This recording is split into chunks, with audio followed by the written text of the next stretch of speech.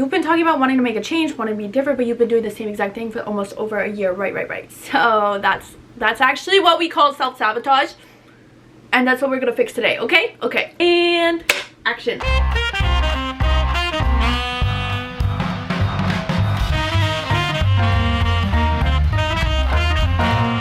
Thank you so much for reporting to duty for the Pretty Princess Command Center episode 32, where we are going to be going over all things self-sabotage, because as much as we love to think that we're doing the best thing for us, and it's like, oh, we're prioritizing our peace, we're protecting our peace, no, we're self-sabotaging. And it happens a lot easier than you might think, and it looks so different for so many different people, and like it looks different in every different aspect of life. Like you could be self-sabotaging in this certain way over here, but then when it comes to this, like you're doing it in a complete opposite way that actually looks like kind of beneficial if you were to apply it to this situation. It is just one big little clusterfuck of information. So let's lock in and let's learn it. Okay. As always, if you want to become an official Pretty Princess and join the Command Center, all you have to do is subscribe. It is not rocket science. And as always, part 2, if you have a Princess Diary entry that you want to submit into the Princess Diary, then go ahead and do so in the Google form link down below. It's always there. You can submit at any time. So yeah, the princesses, we need to fill the diary, so get locked in. But shall we move into phase 1? Okay, what is self-sabotage and why do we do it? Because oh my goodness. So the basic definition of self-sabotage is the act of intentionally or unintentionally sabotaging your goals, your happiness, your success. Like you're undermining your own life, right? You're undermining your own happiness, you're undermining your own success, your goals, your relationships. Like you're just getting in your own way, whether you are meaning to or not, whether it's a conscious effort to try to fuck something up in your life or it's a subconscious effort. It's happening. Either way you're doing it, whether you're aware of it or you're not aware of it, that's what's happening. The majority of the time, self-sabotage usually is unintentional, because like why would we want to fuck ourselves over? Why would we want to get in our own way? But like when you really look at like some of the examples of what it is, it's like, oh well, I actually actively make that choice every single day. Even though you're actively making that choice, in your brain it's not registering as something that's really screwing you over, so you're not really thinking of it as self-sabotage. So just having your mind open to like what this could actually look like is so beneficial, because every time you go to do it, it's kind of like once you know something's wrong and you shouldn't do it but you do it anyway, you get that feeling of like, oh, like I really shouldn't be doing this, like I'm gonna do it anyway, but like I shouldn't, but I'm gonna. You get that feeling where it's more of a toss-up of like the devil and the angel on your shoulder. So at least just being aware of it can literally just help you so much more. Even if you're not going to do anything about it, like even if you're still going to make poor choices, at least being aware that's just like, you know, one of the most common forms of self-sabotage, which I am a problem with this. I'm not going to say that I'm a victim of this mentality too, because like it's literally my fucking fault. So procrastinating on goals that are important to you, procrastinating on literally anything. Procrastination is one of the biggest forms of self-sabotage, and a lot of times we can mask it in the terms of like, oh well, I'm just not ready yet, I'm just not prepared. Oh, once I have this, then I'll start doing that. Once I have this, then I'll start doing that. Once I have a better filming setup, then I'll become a content creator. Once I start making this amount of money, then I'll invest into my side hustle. Once I start making this amount of money, then I'll learn about how to invest.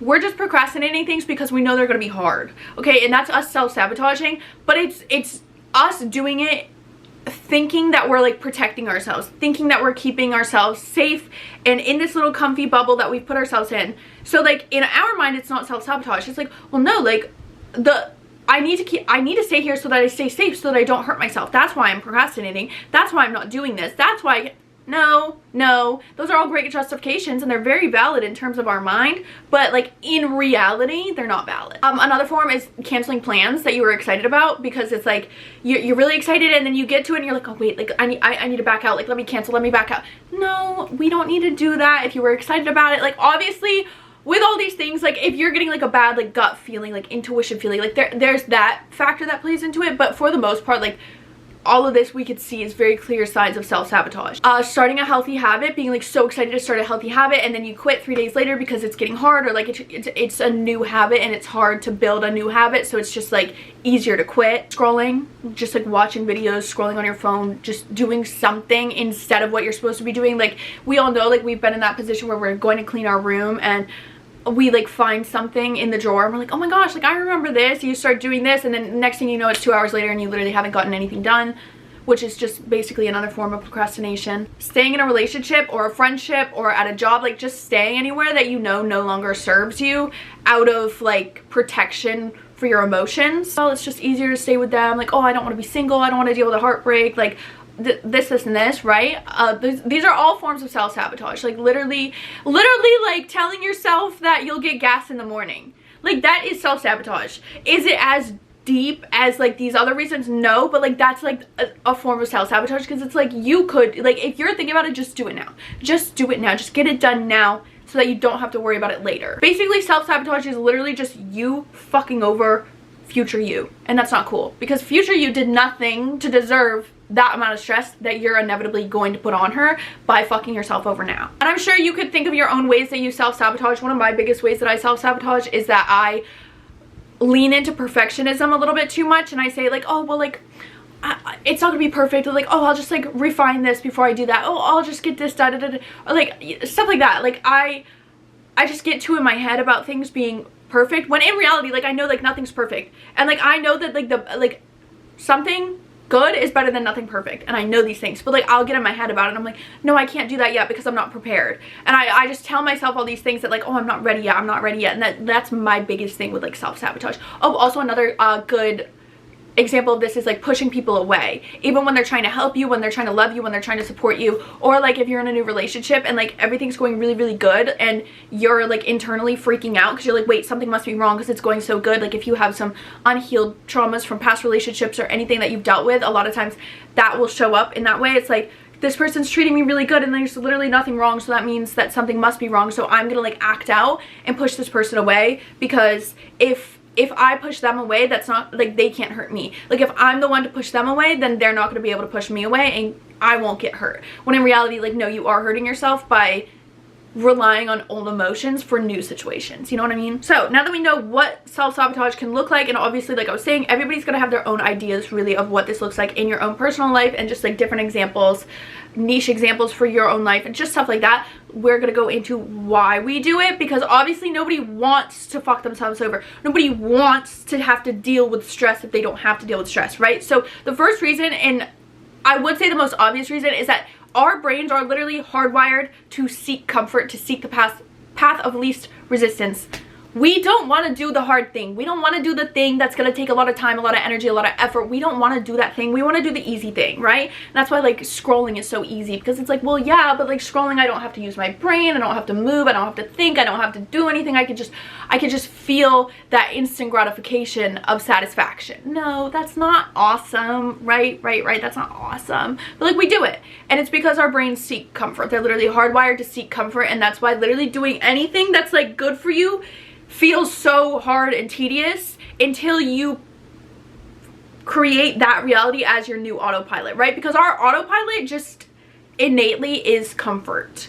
But then once you can kind of expand your perspective and realize like, okay, there's comfort on the instant gratification level, which is sleeping through your alarm and not going to the gym because, oh well, I'm just too tired, I won't go to the gym today. And oh well, what's another like bag of M&Ms, you know, like I'll start my fitness journey tomorrow. And like, oh well, yeah, my paper's due at midnight and I haven't started it yet, but like I really want to go see this movie.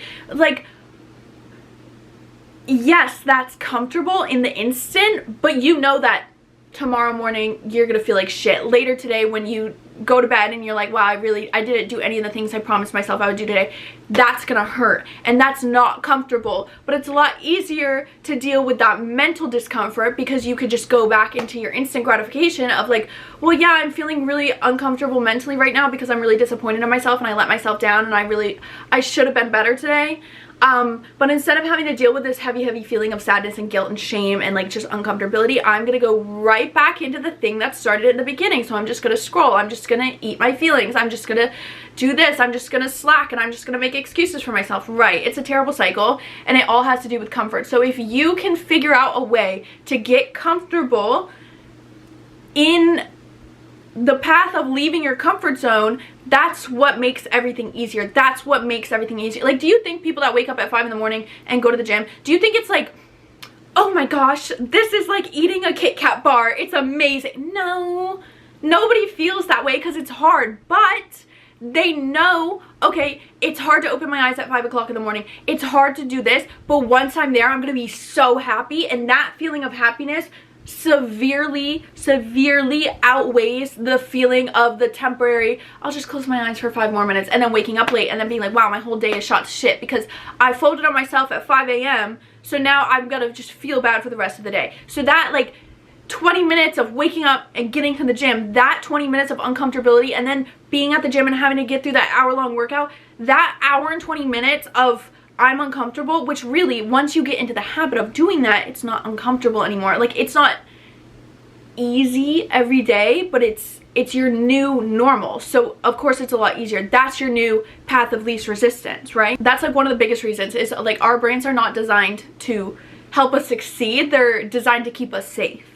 And we just so happen to live in a world, the majority of us live in a world now where our brains don't really have to make sure that we're staying safe in like a evolutionary biological standpoint, more so in a, ooh, that's really uncomfortable, so I'm gonna keep you safe and cozy in bed, because that sound of your alarm going off at 5 a.m. that's very uncomfortable and I don't think you're safe. So we're gonna shut it off and close your eyes and go right back to bed. That's kind of like where we're at in the terms of like human society, you know what I'm saying? Another reason for self-sabotage is cognitive dissonance, which basically is just the gap between who you are and who you want to be. That's all like cognitive dissonance is. It's basically an identity gap. So if you're this person and you want to be this person, this gap is where we stand over here and we see the person we want to be over here and we say, but like I'm all the way over here and the person I want to be is all the way over there, so like I guess I'm just not good enough. I guess I just can't be that person because I'm all the way over here and all. And like that gap is what allows us to get in our heads about like, well, maybe I'm just not good enough. Maybe I shouldn't even try. Like maybe this, or the opposite spectrum, which is so crazy, but it's honestly, I think this is what gets people more than like thinking they're not good enough, is knowing that you'll succeed. Knowing that if you start here and you want to get here and you start this journey and you know you can get there, that's terrifying. Because you know you're going to have to start operating at a different caliber of human. You're going to have to start working harder. You're going to start having to be more disciplined. You're going to start having to go into rooms that you were once not comfortable going into. And you're going to start meeting people and talking to people. And just, you know, maybe you're going to start making more money. And that means that you're going to have more responsibility because maybe you're going to buy something and your bills are going to be higher. Or maybe like for a lot of people, for relationships, like they know that like they want to have a relationship. They want to get married. They want to start a family. But they sabotage every single relationship they're in because they know that like once they find that person, like that's it, like that's what their life is going to look like, and that's such a drastic change from whatever their life looks like now. So that cognitive dissonance is really like, okay, like I'm on this side and I need to be over here and I know I can get there, but once I get there, oh my gosh, I'm gonna have to act completely different than I am now, and I think I'm just, you know, I'm gonna stay over here, I'm gonna be comfortable over here. But the thing with cognitive dissonance is, and this is just a psychological, like scientific thing, is like once you start taking that path over here, naturally after like 2-3 days of doing whatever it is you're trying to get done, whatever you're trying to accomplish, you're gonna want to go back. You're gonna want to like, oh, okay, well, like this was fun and all and I was having a good time, but now it's not that fun anymore because you don't have that instant like, okay, I'm gonna jump, right? Like it's not fun anymore because you're not doing something new and exciting and fresh. You're just doing something that was new, exciting, and fresh and scary, and now you're doing it again and again and again, and it just becomes your new normal, and that gets really boring for our brain, and it gets uncomfortable for our brain, so we like naturally want to revert back, but we can't do that. If we want to get from here to here, you got to keep going, okay? This kind of ties into what I was saying about cognitive dissonance, but basically like self-preservation with the whole like, I know that once I try I will succeed, so I'm not gonna do it because I'm not quite ready to be at that caliber. But the beautiful thing about life is that like there's almost no circumstance in which you'd be here and magically land here. There's almost no circumstance where you're gonna go from A to Z. You have to go from A to B, B to C, C to D. And the beautiful thing about that is that once you're from A to B and then you're like, wait, I was at A, now I'm at B, now I'm gonna go to C, you're preparing yourself the whole way. Like you're never really gonna just receive something in your life that's you're completely underqualified for, underprepared for, all of that. That's like not how it all usually comes together. Obviously there's certain circumstances, but even then, like think about any time, like if you've ever had a job when you were in high school, like you're starting a new job and you're learning like a new system, a new work space, like you're learning something new, right? And when you're first starting, you're like, oh my gosh, like I don't think I'm ever gonna learn this, like this is really overwhelming. But then you kind of take a step back and think, you're like, well, one, I felt this before at a different job. Two, all these people here who are working here now didn't know what they were doing before they started working here, and now they're teaching me what to do. So like, yes, I'll be fine. But the self-preservation thing is like, oh well, if I don't try, I can't fail. That's one of the biggest things, is like I won't fail if I don't try. Because a lot of times people don't want to deal with the thought of they're trying something they're really passionate about and they fail at it. But the thing with failure, I don't believe that like failure exists, like really, because maybe you tried something once and you weren't good at it and you failed at it. You tried again until you get it right. If that's what you want to do, you could get that done. Maybe the way you're going about it is wrong, maybe the way you're trying to get it done is wrong. It doesn't mean it's not meant for you, okay? Like just keep trying, keep learning, keep perfecting, keep going until it works. So if you don't try, you'll never succeed. It's not if I don't try, I'll never fail. It's if I don't try, I'll never succeed. Everyone fails. You fail every single day. And that's why I don't think failure is like real. Like obviously you could fuck things up, you could screw things over, you could make a mess out of something that didn't originally have a mess to be made, but you can't succeed if you don't try. So now that we understand what it is, why it is, let's talk about some mindset shifts and some actions we could take to stop doing it, because we need to stop doing it, okay? And as with almost anything in life, everything starts in your mind. Like literally, your reality would not exist if you didn't have your mind, right? Because like, yes, the world would exist. Yeah, this video that you're watching right now, this video would exist, but you wouldn't be able to absorb it into your reality without your mind. So every single thing in life starts in your mind. And if you have a shitty mindset on everything, you're gonna have a shitty reality. So the first mindset shift is going from this is uncomfortable so I'm gonna stop to this is uncomfortable because I'm growing. You remember when we were younger and we got growing pains in our legs? Like literally, oh my gosh, I can remember them so specifically. I would wake up in the middle of the night to like the worst pain in my leg, and I would like go to my mom's room and I'd like cry, and she would give me Tylenol, and boom, now I'm a fully grown woman. Couldn't be here without that, right? You go to the gym, your muscles hurt, you're tearing your muscles, you're literally ripping your muscles apart at the gym, lifting weights, doing anything. My muscles are growing, my muscles are getting stronger. How do you think the thing works for your mind? The same thing. Your mind is a muscle. Like, you have to train it. You have to, okay? Your brain's not actually a muscle, but like, you know what I'm saying. So one of the easiest ways to get out of this, obviously, every time you're starting to think like, oh, this is so hard, I don't want to do it. Oh, this is so uncomfortable, I don't want to do it. Literally just be like, well, I'm gonna do it because that's what's gonna help me grow. And if my intention is to grow, this is how I grow. So just think that. But if you want an actionable step behind it, either set up a reward system for yourself or set a 5-minute timer, or do both. I personally do both. Like I'm big treat motivated girl, but with like big treats, like taking myself to the spa and like stuff like that. So the 5-minute thing is literally anytime you sit down to do anything, literally anything, you're starting this new habit, you're starting this new thing that you've been telling yourself you're gonna do, but you haven't done it, and that's your version of self-sabotaging, right? Set a 5-minute timer, do it for 5 minutes. Literally, you wanna start going to the gym? Go to the gym, set your timer for 5 minutes. If nothing else, you have done this thing for 5 minutes. That is 5 minutes more than not doing it at all. So that's progress. That's proving to yourself that you can do it for 5 minutes. It is much more likely that after those 5 minutes are up, you're gonna keep doing it. You get to the gym, you set your timer for 5 minutes, your 5 minutes goes off, and you're like, well, I am kind of, you know, I am a little bit enjoying myself. I might be enjoying myself here, so I might as well stay. I'm already here. I already drove. I already got here. I already put my outfit on. Might as well just keep working out. Might as well keep writing my essay because, you know, this last 5 minutes of writing my essay hasn't been too bad. Might as well keep filming today because, you know, this journey to becoming a content creator is not gonna fucking do itself. So might as well keep filming. Might as well.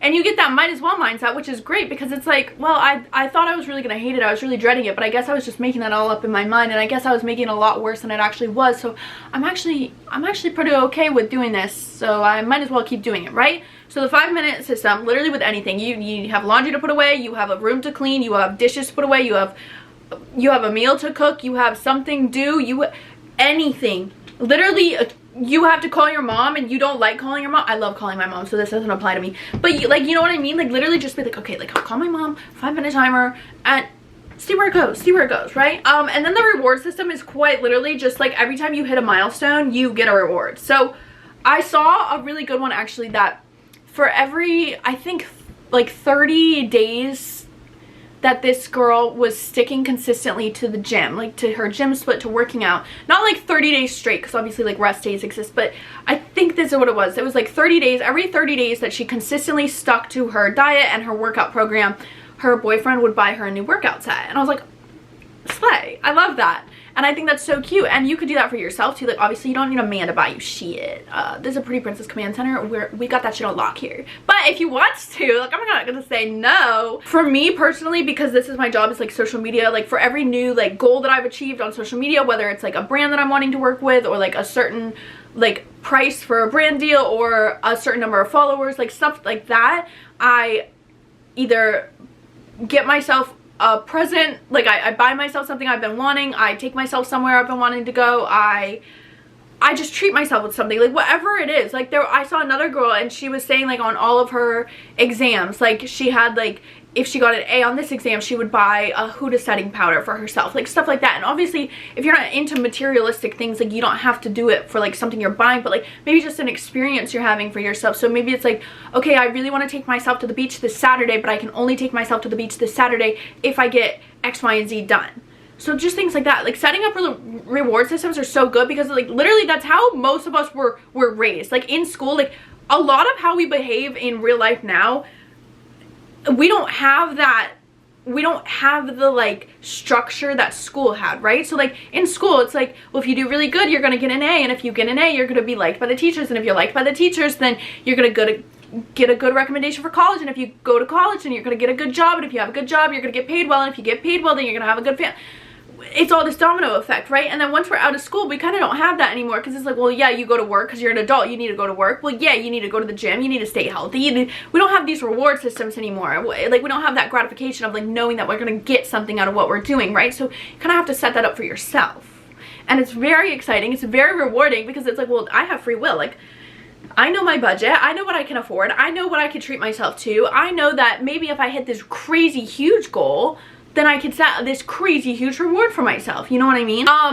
The second mindset shift, which I need to listen to more often, which I've been a lot better at it, but still, you know, old habits die hard, as they say. The mindset you need to go from is, if I can't execute this perfectly, I shouldn't execute it at all, to something good is better than nothing perfect. Okay, I know that's not grammatically correct, but I think it sticks with you, because it's like, well, something good is better than nothing perfect. Something good is better than, you know what I'm saying? Like if you were super, super hungry and somebody offered you a Texas Roadhouse roll, I'm sure you would take it. You wouldn't be like, well, it's not a steak dinner with broccoli and mashed potatoes on the side, so whatever. You're gonna take the roll. Yeah, I don't care, you're gonna take the roll. If you're hungry enough, you're gonna take the roll. Perfection is the enemy of completion, which, I won't lie, it sounds a little bit naughty. Like, I feel like a lot of people think that this is a healthy mindset. A lot of people think like, well, no, like, I want it to be perfect. Like, I want to be proud of what I'm doing. I want it to be perfect. So this is a healthy mindset. This isn't self-sabotage. No, it's self-sabotage. It's self-sabotage. Sorry. It is what it is. Nothing in life is perfect, and that's what makes everything in life perfect, because nothing's perfect, right? So, yeah, waiting to get motivation, waiting till you have the right camera to film, waiting till you have the right notebook to take notes, waiting till you have whatever, waiting for anything to do anything. You don't need anything to get anything done. You know what I mean? Like obviously that doesn't apply to literally most things, but like in the grand schemes, like, well, I'll just wait till Friday, I'll just wait till Monday, I'll just wait till this. So, well, I can't do it perfectly because this and this. Well, my goal is to run a mile in under 7 minutes, but I can't run a mile in under 7 minutes, so I guess I won't run it at all. How the fuck do you think you're gonna start running a mile in under 7 minutes if you don't run it at all? You're not.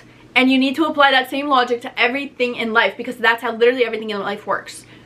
You can't have something perfect if you're not willing to have something shitty first. This little tip is actually so random, and I came up with it. I'm sure it exists somewhere else, but it like struck me. The tip for this is, every time you have something that you want to do, but you're putting it off because you're like, oh, it's not gonna be perfect, I want you to pick one thing to draw a picture of every time. So like something easy, like a house or a sailboat or a car, or something easy that you could easily draw. I don't care what your skill level is at drawing, just something easy, okay? So every time you get this urge to be like, oh, well, I'm not gonna do it because it's not gonna be perfect, I want you to get out a piece of paper and I want you to draw that thing. Like, it should be simple enough that you could draw it in under 5 minutes. This shouldn't be like a whole like artist thing, but like ideally you keep this in a little sketchbook or a notebook or like whatever. Like, just keep it somewhere where you could like compile all of the drawings you're doing, right? After you draw the drawing, you have to use the first bit of logic, the first mindset, and the first set of rules, the 5-minute rule, the reward system.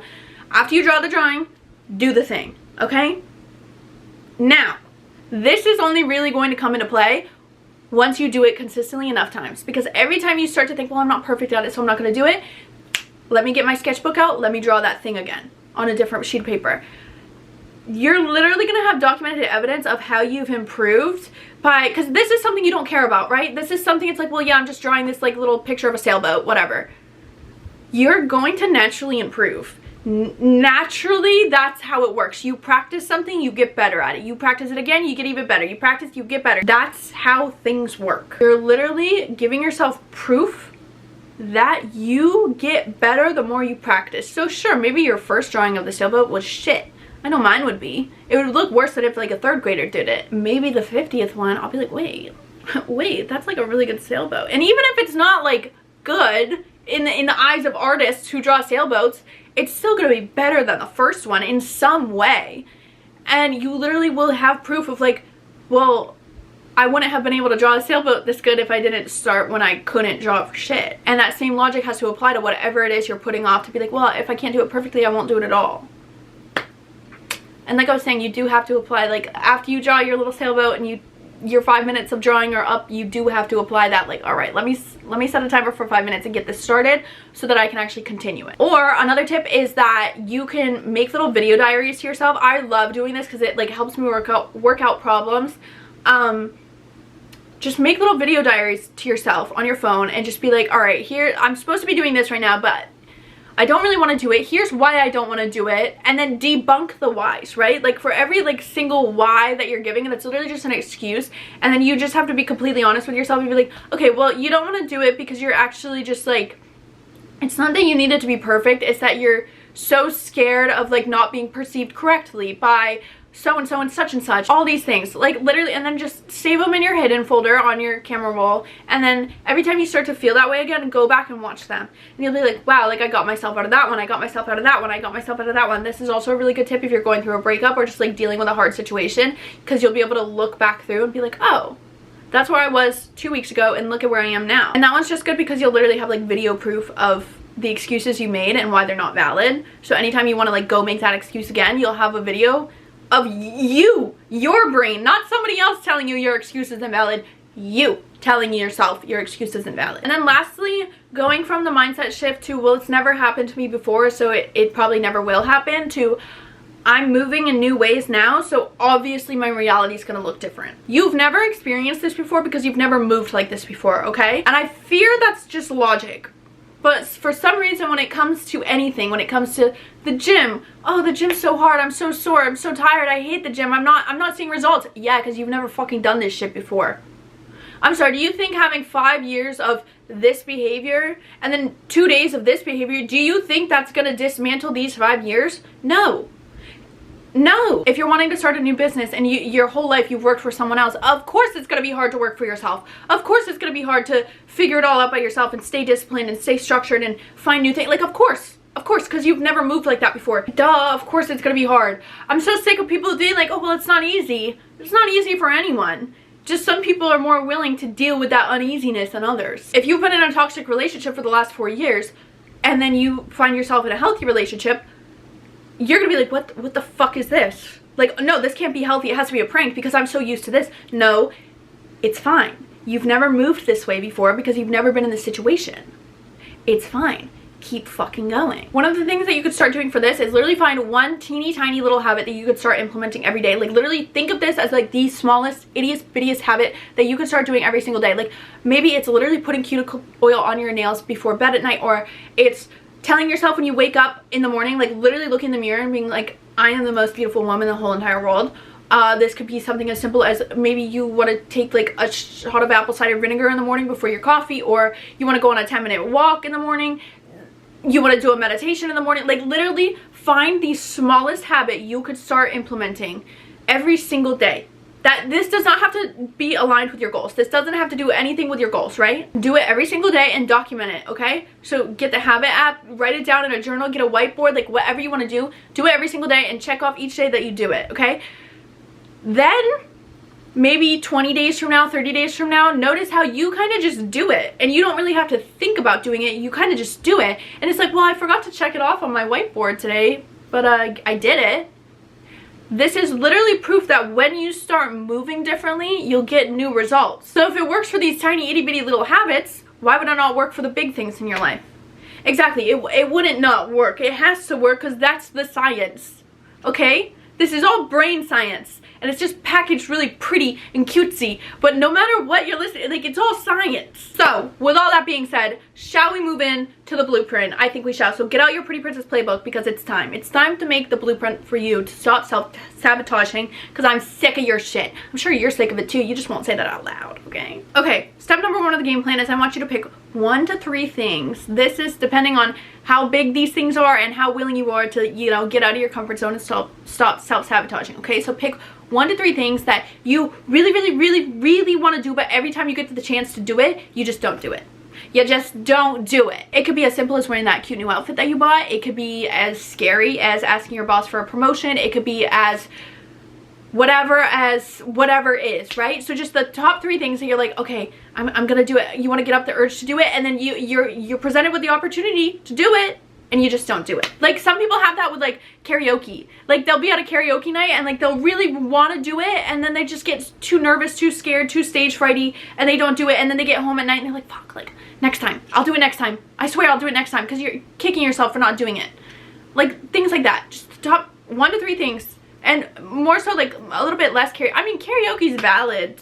Like, if karaoke is one of those things on your list, put that on your list, okay?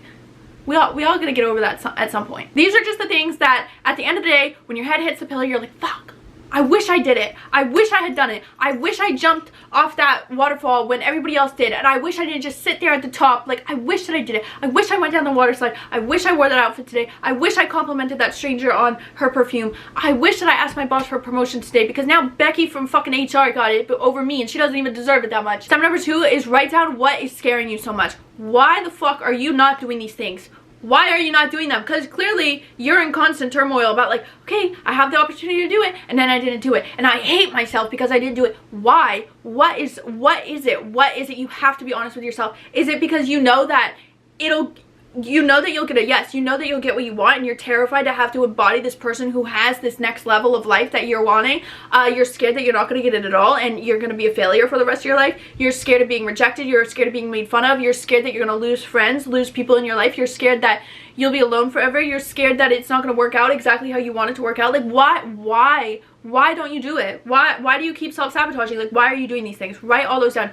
Be so freaking honest with yourself. It's ridiculous. Like, hurt your own feelings, okay? I'm sorry. You got it. Somebody's got to do it, and we're not allowed to do it to each other anymore, and it's not even helpful when we bully each other. Please don't bully people. It's so mean. Let people be their own fucking biggest bully, okay? They'll figure that out for themselves. You don't need to be mean to people. Now, after you do that, I want you to write down why each one of these fears is not valid to act on.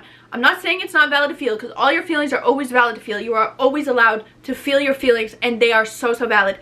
However, the actions that you choose to take regarding those feelings are not always going to be valid. So write down why the actions you're choosing to take are not valid. Write down why your fear of being rejected and you acting on that fear is not valid.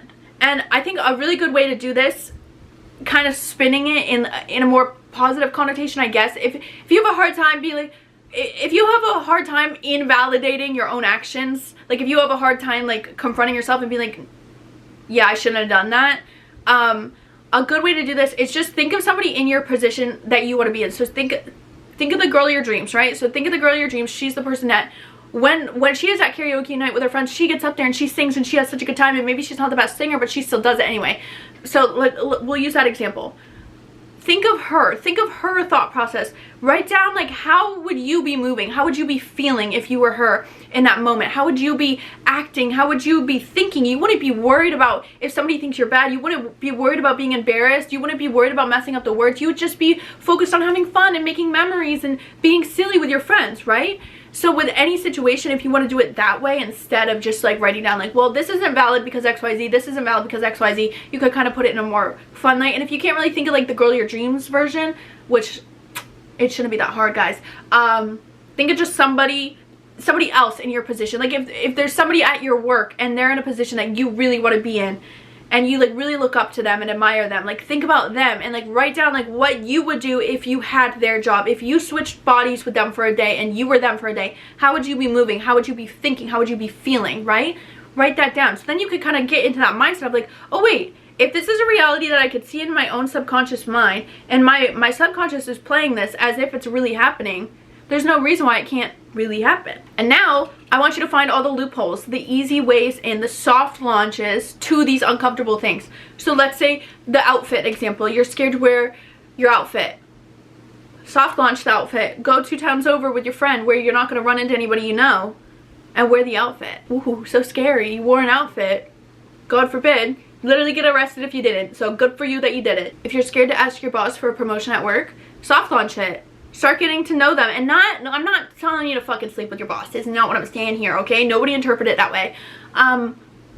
Start figuring out like what their interests are. Like if you know that they're super into golf, literally just like learn some things about golf and talk to them about it. Like small chat. Like your boss is a human too. Like no matter how they act, they're human too. And if you're gonna start appealing to them, they're gonna think about a promotion and think like, oh well, so-and-so, I actually, you know, I really do like them. They were talking to me about golf the other day, and they were actually telling me about their grandfather selling a set of 19 fucking something golf clubs that, and you know, they told me about it, and they're gonna give me a good price for it. So just get in their mind. Get in their mind. Find the loopholes to things. Everything in life has a loophole, okay? And stick to your morals. Your morals are important. Always stick to your morals with these things. But find the loophole that makes these things easier to implement into your life. Maybe you're scared to start your side hustle. You're scared to launch your business. You're just like, it's gonna be so overwhelming because there's gonna be so much to do. Start with the fun stuff. Name your business. Make a logo. Make a website. Start with the fun things, the loopholes. She's like, well, I already started and like it was okay and it went smooth and like, yeah, it was a little hard and a little rocky, but like I have my website now. I have my logo. I set up my social media pages. Now I just gotta actually start the business. You know, just soft launch into these things. And then lastly, just consistently incorporate the loophole, the soft launch for a few weeks until you're like, all right, well, I feel like I kind of got the hang of this, like I'm ready for the next step. And that's where it's on you to make the step-by-step, the baby steps. And if you want to keep doing it in forms of like, well, what's the next loophole? What's the next loophole I could do? And then guess what? Guess what? You stopped self-sabotaging because you started acting and you started being present in your own life and you stopped allowing these fears that are honestly not super valid most of the time hold you back. You started just living for yourself, and that is so glorious. And with that being said, we have officially concluded episode 32 of the Pretty Princess Command Center. So on that note, I hope you have a Pretty Princess day.